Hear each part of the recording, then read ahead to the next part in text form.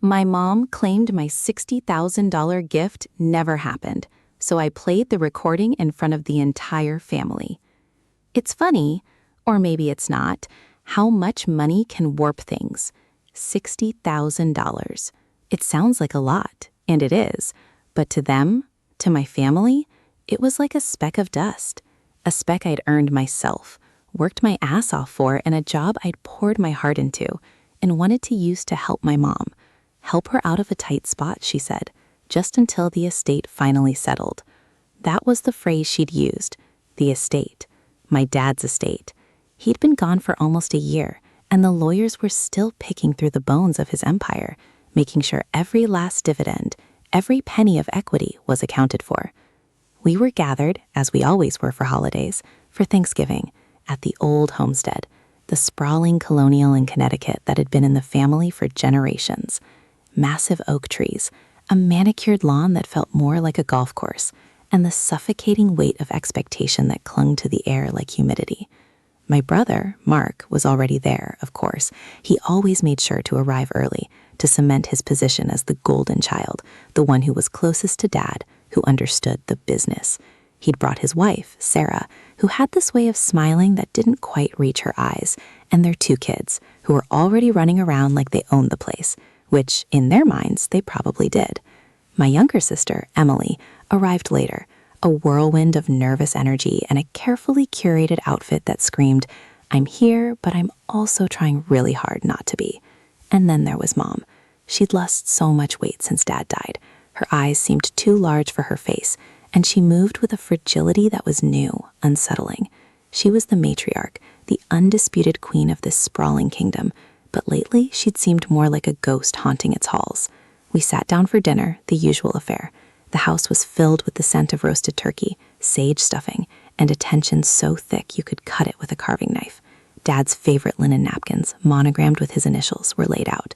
His favorite wine, a 98 Bordeaux, was uncorked.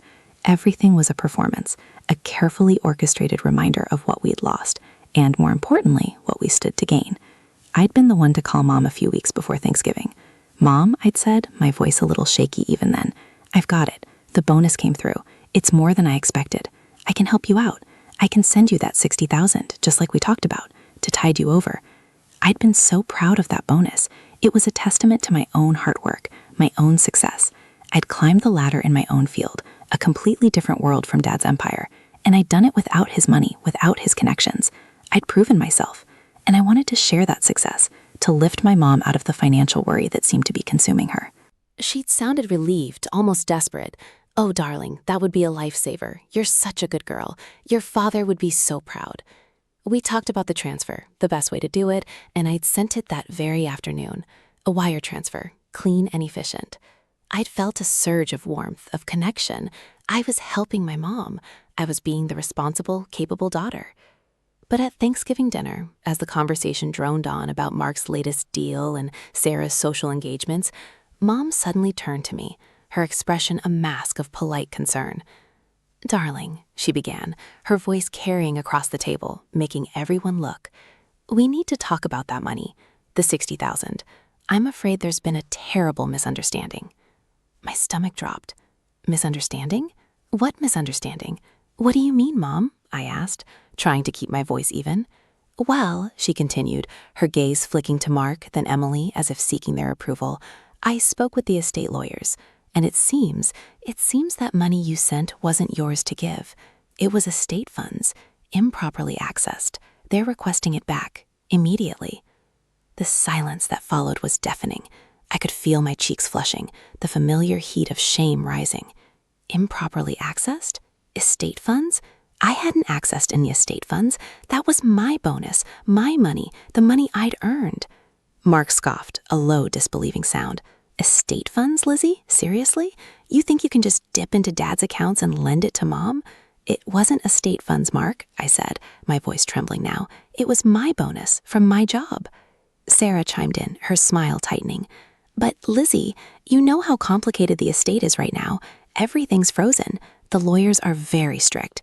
It's just not possible for you to have that kind of liquid cash from wherever you get your money." Her implication hung in the air, heavy and dismissive. My wherever.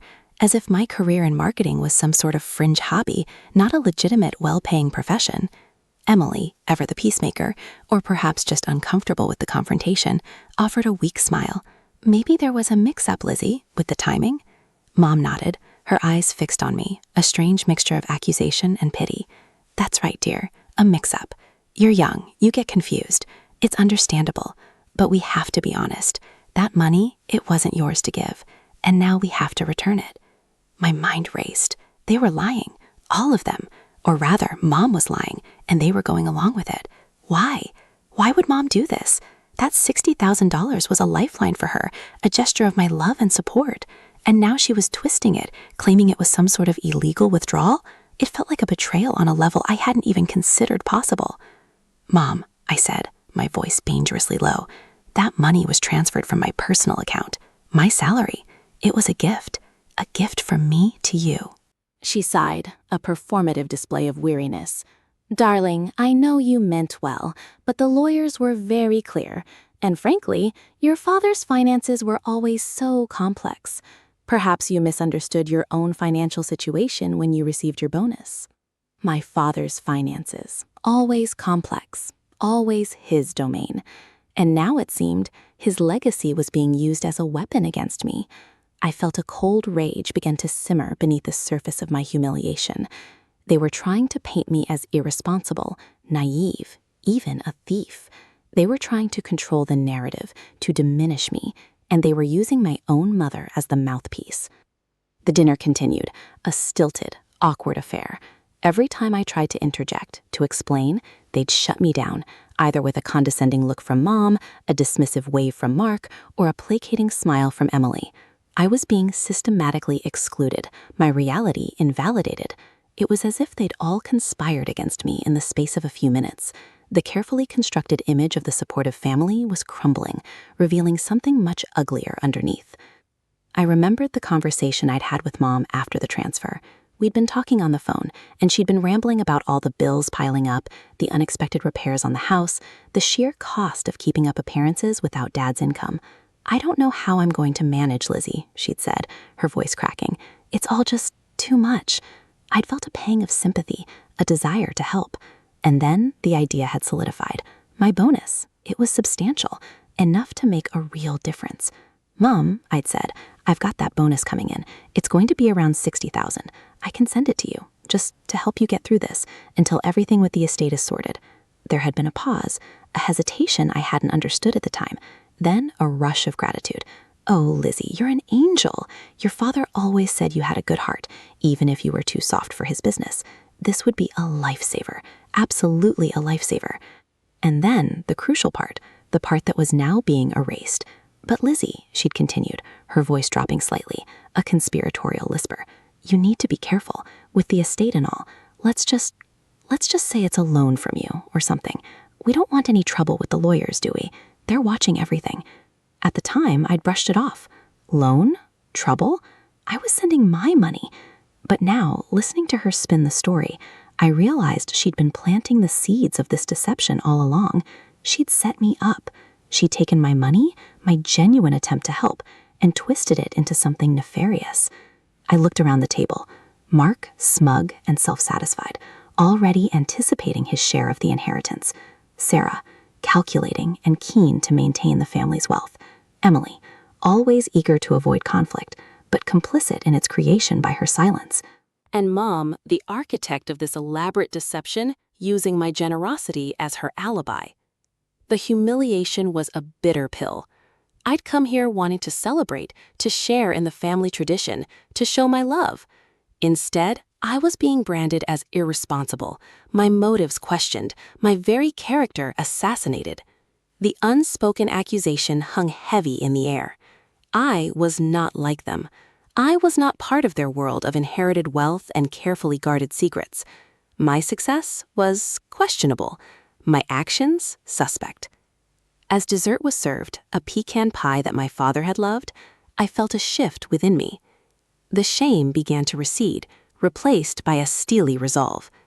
They thought they could dismiss me, silence me, rewrite my history. They thought they could take my money, my good intentions, and turn them into a tool of their own control. But they underestimated me. They always had. They saw me as the soft one, the one who couldn't handle the business, the one who was easily manipulated. They were wrong.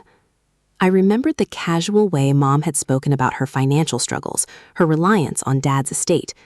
It wasn't just about the bills. It was about maintaining the facade, the expensive lifestyle, the country club memberships, the social standing.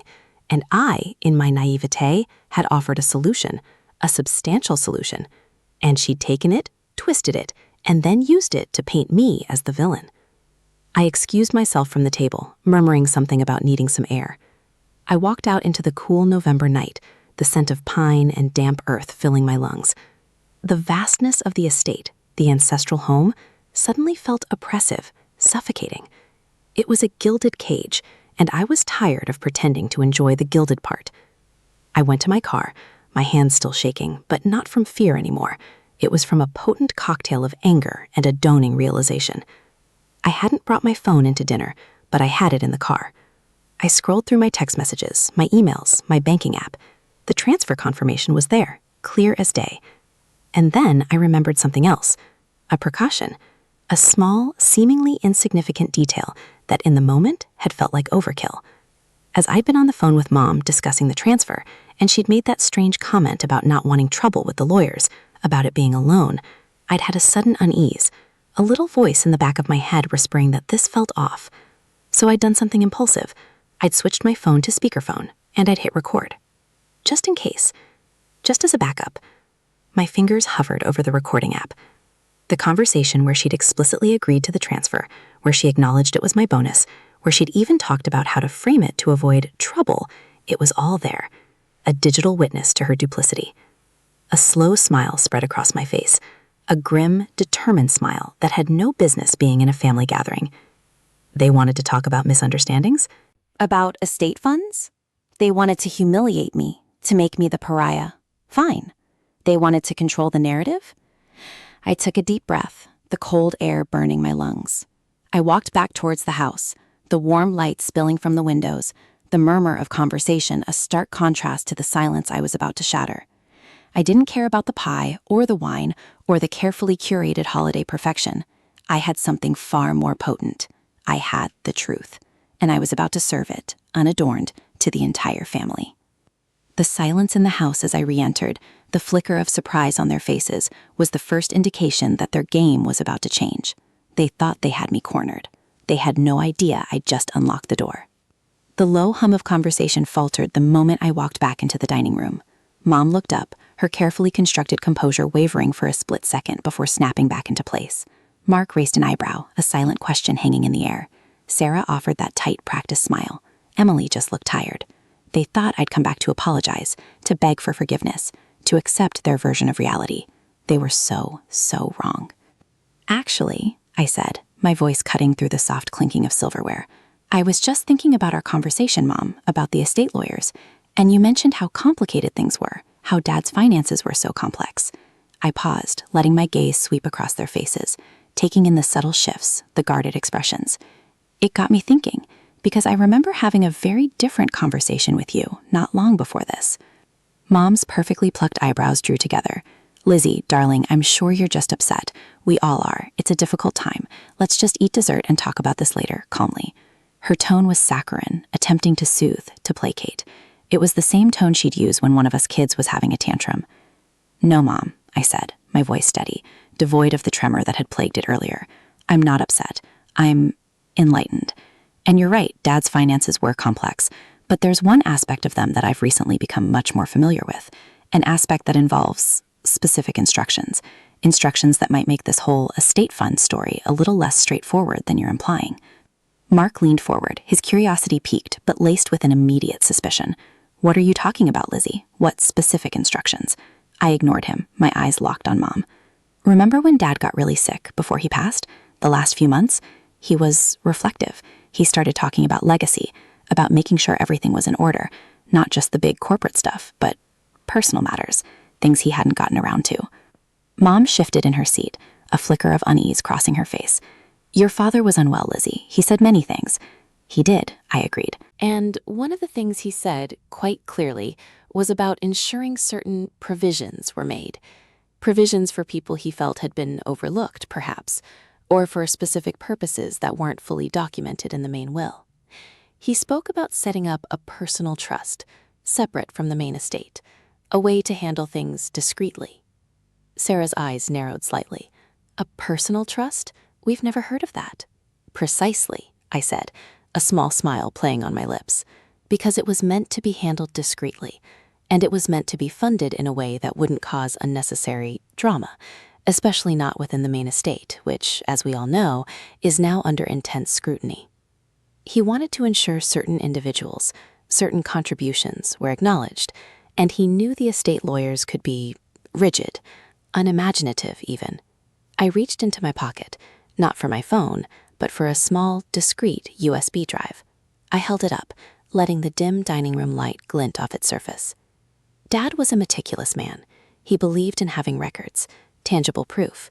He didn't trust everything to memory or to verbal agreements, especially not when it came to sensitive matters. He prepared for every eventuality. Mom's face had gone pale. The color had drained from it, leaving her looking almost translucent. Mark and Emily exchanged bewildered glances.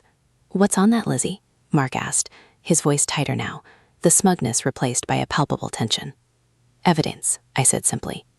Evidence of a personal trust, and evidence of how it was funded.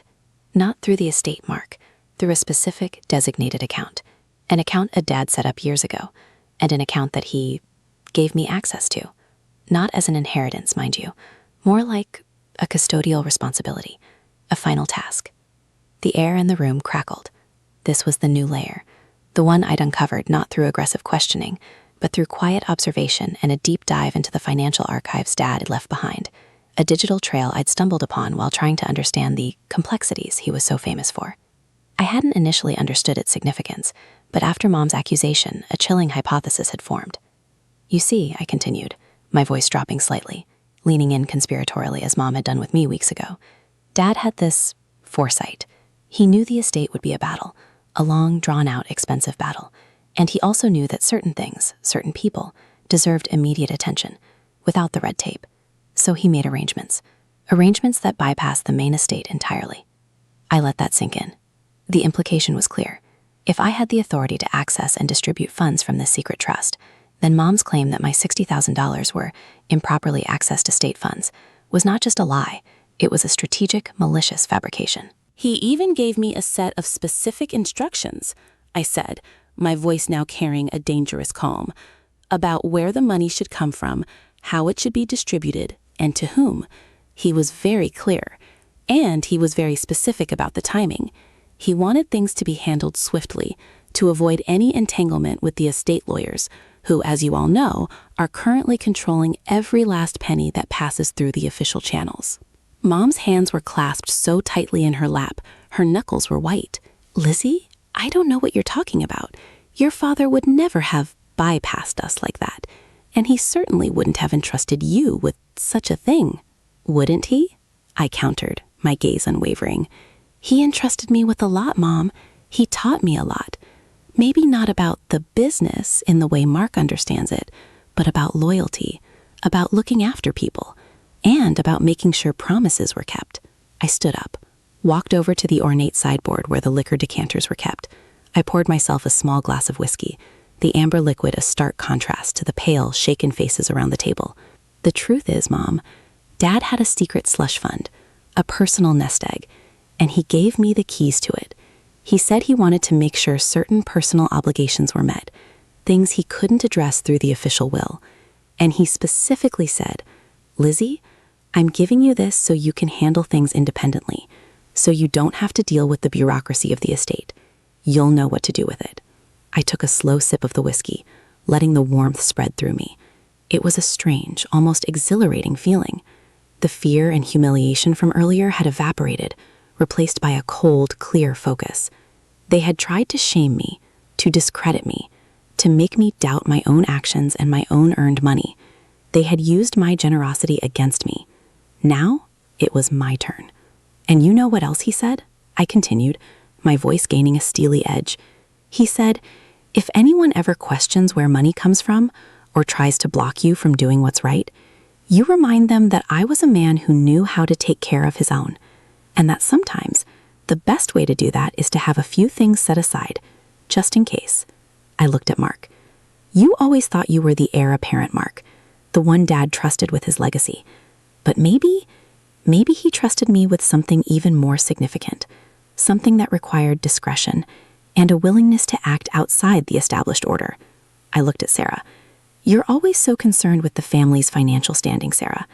Well, this personal trust is a significant asset, one that's been quietly managed, its earnings reinvested, for years. Dad was a brilliant investor, even with his personal funds. I looked at Emily. And Emily, you always worried about everyone getting along.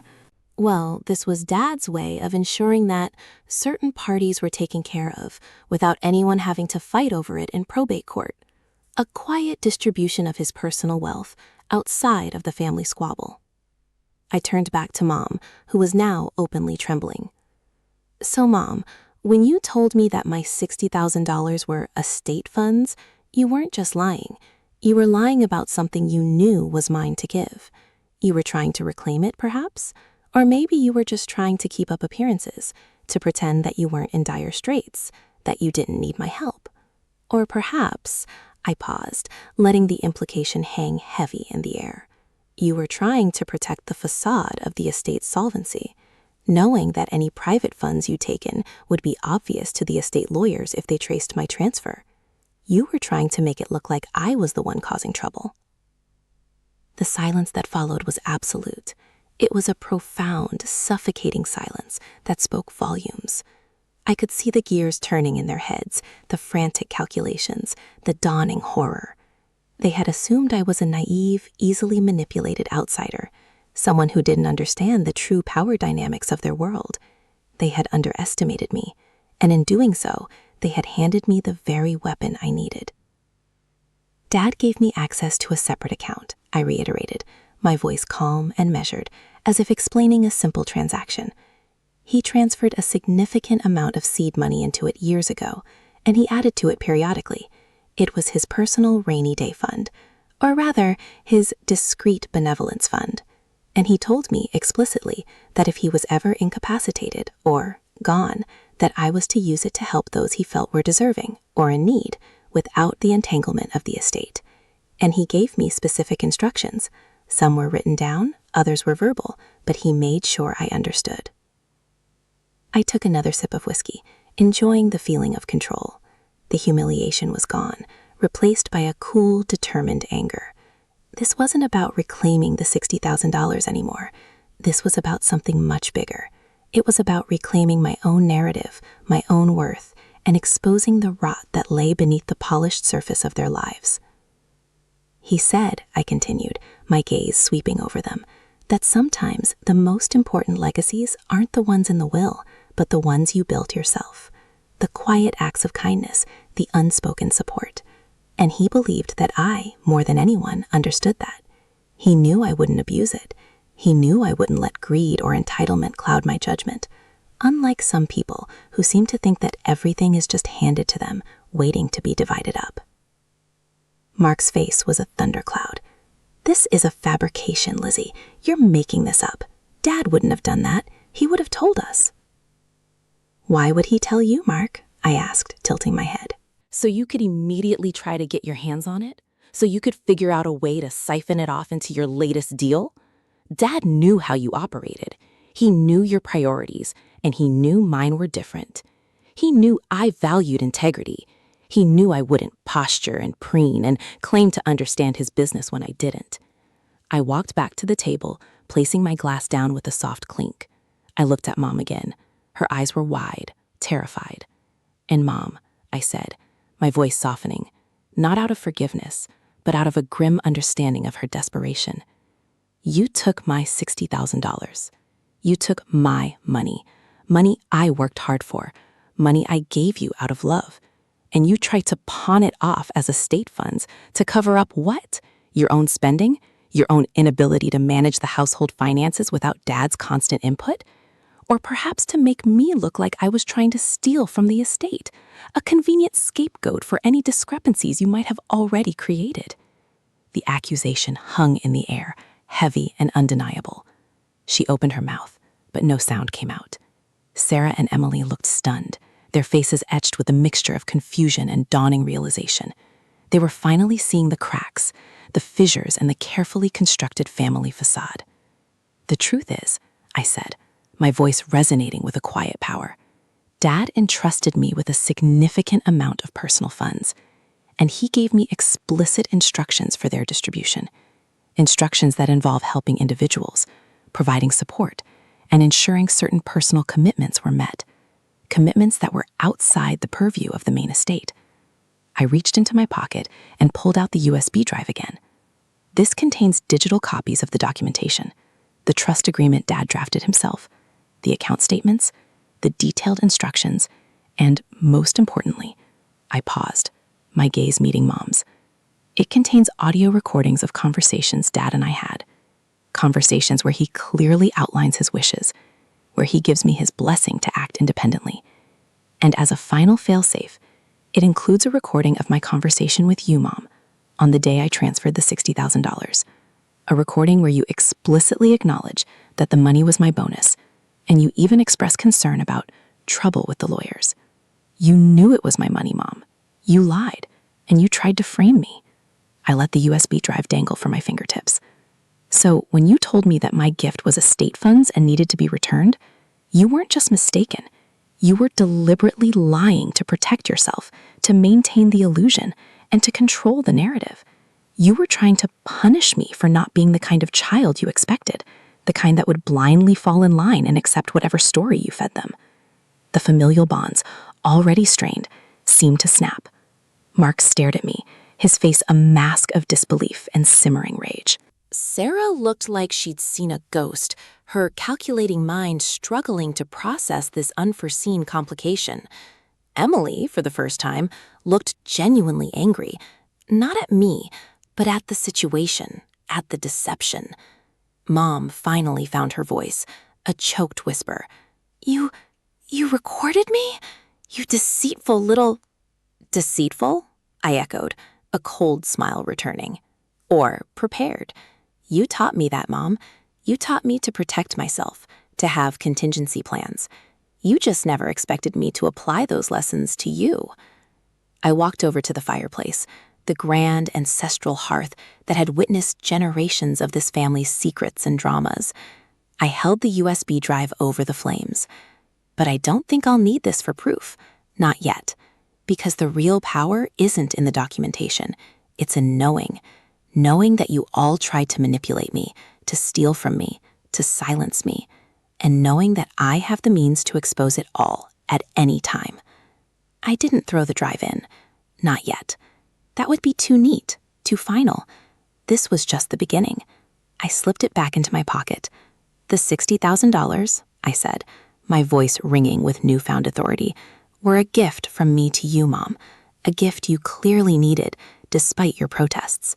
And while I'm certainly not going to return it, because it was never estate funds, I am going to expect a full accounting of how you've used it, because Dad's intentions, through my hands, were for it to alleviate your financial burden, not to be frittered away or used as a tool to control me."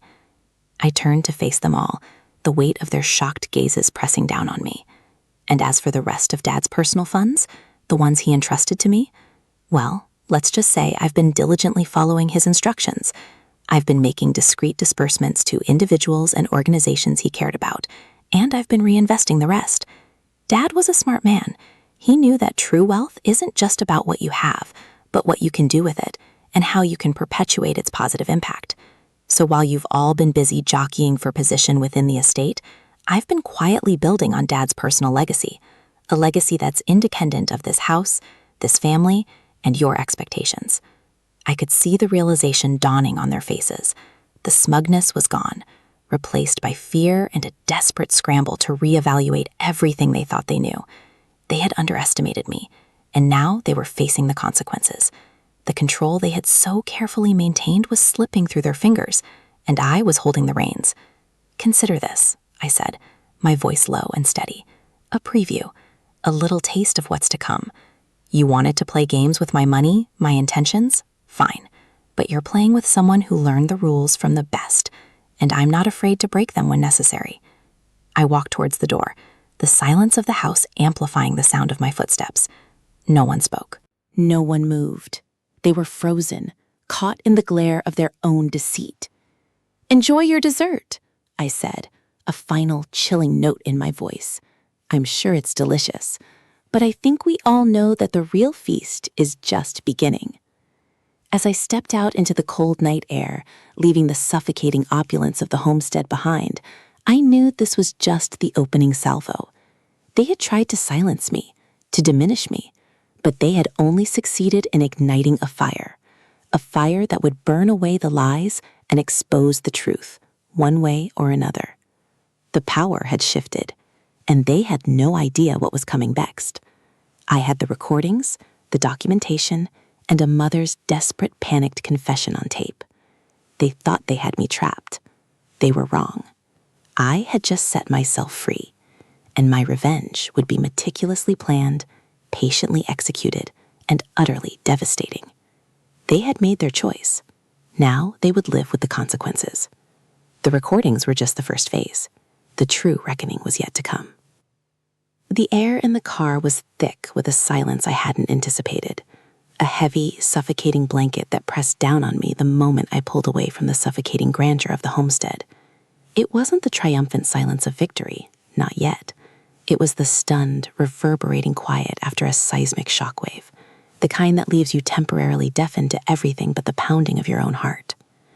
I drove, the familiar roads blurring into a wash of streetlights and shadows, my mind replaying the scene, each flicker of their faces a sharp, clear image burned into my memory. Mom's ashen complexion, Mark's stunned disbelief, Sarah's calculating gaze faltering, Emily's quiet shock. They had underestimated me. That was their fatal flaw. They saw me as the soft one, the easily swayed daughter, the one who would eventually fold and beg for acceptance. They saw a mark, a resource, an easily managed pawn in their perpetual game of familial one-upmanship. They didn't see the daughter who absorbed lessons like a sponge, who understood the subtle currents of power and manipulation because she'd lived in their wake her entire life. Dad's final instructions, that hidden trust, it wasn't just about the money, was it? It was about agency. It was about him recognizing the poison in his own family tree and planting a seed of independence, a lifeline for the one he believed could navigate it without becoming corrupted. He knew I wouldn't play their games. He knew I wouldn't be blinded by greed. He trusted me with his personal legacy, a legacy of quiet generosity, of calculated foresight, of a fundamental understanding of human needs that went beyond balance sheets and stock portfolios. And he equipped me. He gave me the tools, not just the funds, but the knowledge, the authority, and the ultimate leverage, proof. The USB drive, nestled in my pocket, felt like a warm stone against my thigh. It wasn't just a collection of data. It was an arsenal. The audio recordings of Dad's final wishes, his voice raspy but clear, outlining his intentions with that familiar blend of warmth and no-nonsense pragmatism, were damning enough. But the recording of my conversation with Mom, that was the nuclear option. Her own words, twisted and laced with desperation, admitting her knowledge of the bonus, her fear of the estate lawyers, her thinly veiled attempt to frame me. It was the sound of a carefully constructed facade crumbling, revealing the panicked architect beneath. I pulled into the quiet suburban street of my own small house, the contrast stark and refreshing. No inherited grandeur, no suffocating expectations, just a clean, modern space that was entirely my own. I walked inside, the familiar scent of coffee and books a balm to my frayed nerves. I didn't immediately pull out the USB drive. The immediate victory was satisfying, but this was a marathon, not a sprint. I needed to strategize, to ensure that my moves were precise, calculated, and utterly irreversible. The next few days were a blur of controlled activity. I didn't contact them. I let the silence fester, let the implications of my revelations sink in. I imagined the frantic phone calls, the hushed, accusatory discussions behind closed doors. Mark likely raging and demanding access. Mom probably oscillating between icy fury and a desperate attempt to spin the narrative. Sarah undoubtedly already crunching numbers, trying to assess the damage and salvage any remaining advantage. Emily perhaps wrestling with her conscience, her inherent sense of fairness clashing with years of ingrained loyalty. I spent hours reviewing Dad's personal financial records, cross-referencing his instructions with the account statements. He had been incredibly disciplined, channeling funds into this separate trust for over a decade. The seed money was substantial, and the reinvested earnings had grown exponentially. He had meticulously documented every disbursement, every investment. He had anticipated not just the need for secrecy, but for transparency, albeit on his own terms. He wanted to ensure that his personal benevolence was accounted for, even if it wasn't part of the public estate filings. My first move was subtle, a quiet tremor rather than an earthquake. I contacted a reputable independent financial advisor, someone with no ties to my family or the estate. I presented them with the documentation, the trust agreement, the account statements.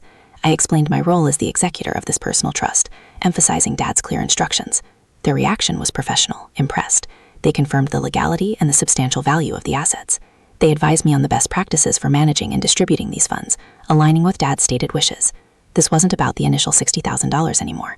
This was about the millions that Dad had quietly accumulated and entrusted to me. Then came the next step, the one that would truly shift the power dynamic. I drafted a formal, legal letter addressed to my mother and each of my siblings, delivered by certified mail. It wasn't aggressive, not overtly. It was simply factual, couched in the language of fiduciary responsibility. It began by referencing the recent family dinner and the discussion regarding the estate. It then clearly stated that I, Elizabeth Vance, was the designated executor of the Vance Private Trust, a separate financial entity established by my father, Arthur Vance, on date Dad established the trust. I detailed the purpose of the trust as outlined by my father, to provide for specific personal beneficiaries and charitable causes outside the scope of the main estate, and to manage personal investments for continued growth and discrete distribution. The letter went on to acknowledge the family's understanding that the $60,000 I had transferred to my mother represented a personal gift, not estate funds, and that any implication otherwise was factually incorrect. It highlighted the existence of recordings and documentation that would substantiate this fact if necessary. Then, the crucial part. I outlined my immediate plans for the trust's execution, based on Dad's directives. This included a significant disbursement to a specific private foundation he had always supported, a series of smaller, lump sum payments to individuals he had mentioned by name, and a portion designated for future philanthropic endeavors that aligned with his long-held values. I also stated that a portion of the trust's earnings would be used to continue supporting my mother's household expenses, as per Dad's explicit wishes for her continued comfort and security, but that these funds would be managed directly by the trust, not given as untraceable cash. The letter concluded by stating that further communications regarding the trust would be handled through my appointed financial advisor and legal counsel. The response was swift and predictably chaotic. I received a torrent of calls, texts, and emails, a barrage of accusations and demands. Mark was apoplectic, his messages laced with threats of legal action, claiming I was hoarding family assets. Mom's messages were a desperate plea for explanation, alternating between victimhood and thinly veiled rage. Sarah sent a meticulously crafted email questioning the legality of the trust and demanding full transparency, implying I was defrauding the estate. Emily's message was the most poignant, a simple, heartbroken plea. "Lizzie, what is happening?" I ignored most of it. I let my financial advisor and legal counsel handle the initial legal inquiries. Their responses were calm, professional, and legally watertight. They confirmed the trust's validity, its independent nature, and my sole authority as executor. The fear in their voices, however, was palpable when they asked about the specific amounts being disbursed and the identities of the beneficiaries. They were beginning to grasp the scale of what Dad had put in motion. The true reckoning came during the annual Vance Family Foundation Gala, an event that had always been a showcase for their wealth and influence. Dad, of course, had always been the star, the benevolent patriarch. This year, I was attending, not as a peripheral member, but as a significant and newly independent force. The tension in the ballroom was so thick you could cut it with a knife. As I entered, the polite applause faltered. All eyes were on me. Mom was at a table with Mark and Sarah, her face a mask of forced composure, her eyes darting towards me with a mixture of loathing and something akin to awe. Emily was at another table, looking pale and overwhelmed. I walked directly to the podium, not to speak, but to stand beside the event's host, who was introducing the annual financial report. The usual droning statistics about the foundation's charitable endeavors seemed hollow, almost a mockery in the face of what was unfolding behind the scenes. After the formal presentations, as guests mingled, I saw Mark approaching, his jaw tight, his eyes burning. Sarah was flanking him, a smug expression plastered on her face, as if she had some secret weapon up her sleeve. Mom watched us from her table, her hand pressed to her chest. "Lizzie, we need to talk," Mark growled, his voice low and menacing, trying to maintain a facade of civility in front of the milling crowd. "I think we've said all there is to say, Mark," I replied calmly, taking a sip of my champagne. "Don't play games with me," he hissed. "This private trust is a sham. Dad would never have cut us out like this. You're a thief." "Am I?" I met his gaze, my voice steady. "Or am I simply executing my father's final wishes? Wishes that, it turns out, involved a considerable personal fortune set aside for specific purposes. Purposes that, thankfully, did not include enabling his children's entitled lifestyles or funding their questionable business ventures." Sarah chimed in, her voice dripping with false concern. "Lizzie, darling, we're all worried about you.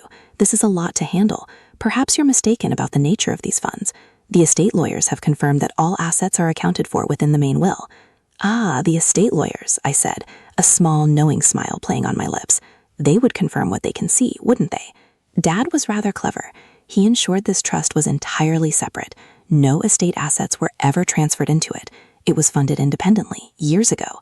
And as a testament to his foresight, he also provided me with comprehensive documentation, including recordings of our conversations, outlining his intentions for its dispersal. Conversations where he explicitly stated his desire to bypass any potential family disputes and ensure his personal acts of benevolence were carried out without interference. The color drained from Sarah's face, her practiced smile faltering. Mark's eyes widened, a flicker of real fear creeping into them. You have recordings?" he stammered. "Indeed," I confirmed, my gaze sweeping over them, encompassing their stunned faces, including one of my conversation with Mom, where she admitted to knowing the $60,000 were my bonus, not estate funds, and expressed concern about trouble with the lawyers. A conversation that clearly demonstrates her intent to misrepresent the situation and potentially frame me. A collective gasp rippled through the small group gathered around us. Mom, at her table, visibly recoiled as if struck. Her carefully constructed mask shattered, revealing raw terror. "This is libel," Mark spluttered, his face turning red. "You can't use that against us." "Actually," I said, my voice rising slightly, carrying further than I'd intended, drawing more attention. "It's evidence. Evidence of deceit, of attempted manipulation, and of a blatant disregard for my father's wishes. And it's evidence that I will use if necessary to ensure his personal legacy is honored and his intentions are fulfilled." I held up the small USB drive, letting it catch the light. "This contains everything. The trust documents, the financial statements, the audio recordings of my father's explicit instructions, and the corroborating evidence of your attempts to control and mislead me. Dad believed in preparedness. He believed in leaving no room for ambiguity, and he trusted me to be the one to see his final plans through." The murmur among the guests intensified. They were finally realizing the true extent of the family drama unfolding before them. The whispers started, growing louder, carrying the weight of revelation. "And as for the $60,000, I continued, my voice now a calm, steady pronouncement, directed primarily at Mom, though her siblings were undoubtedly listening with rapt attention. "That was a personal gift from me, Mom, a gesture of goodwill, a gesture that you chose to exploit. Dad's intention, as I understand it from his private trust, was to ensure your comfort and security. And while I'm not taking back the money you received, I am now directly managing the funds designated for your continued support, ensuring they are used as Dad intended, not as a tool for manipulation or to cover up other expenditures." I looked at Mark and Sarah. "You two have always been so concerned with the family legacy and the estate. Well, Dad's personal legacy is now being meticulously managed and distributed according to his precise wishes.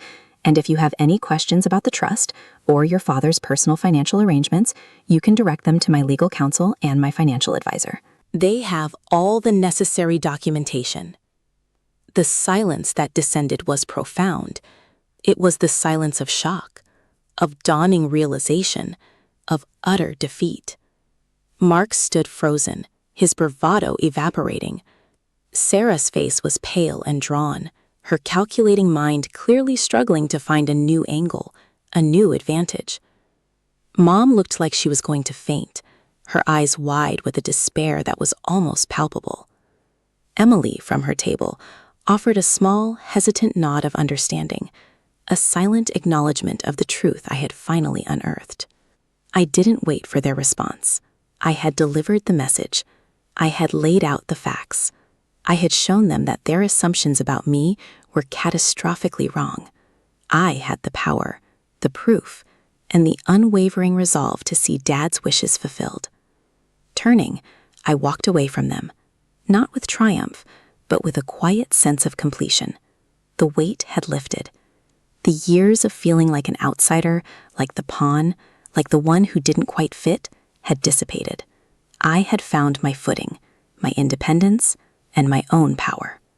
The sting of humiliation had long since faded, replaced by a steely resolve. The control they had always wielded, the subtle dominance they had exerted, had been an illusion. The real control had been in Dad's hands, and he had wisely and with immense foresight passed it to me. As I walked out of the ballroom, the sounds of their stunned whispers and frantic hushed arguments fading behind me, I felt a profound sense of peace. It wasn't the peace of reconciliation or of forgiveness.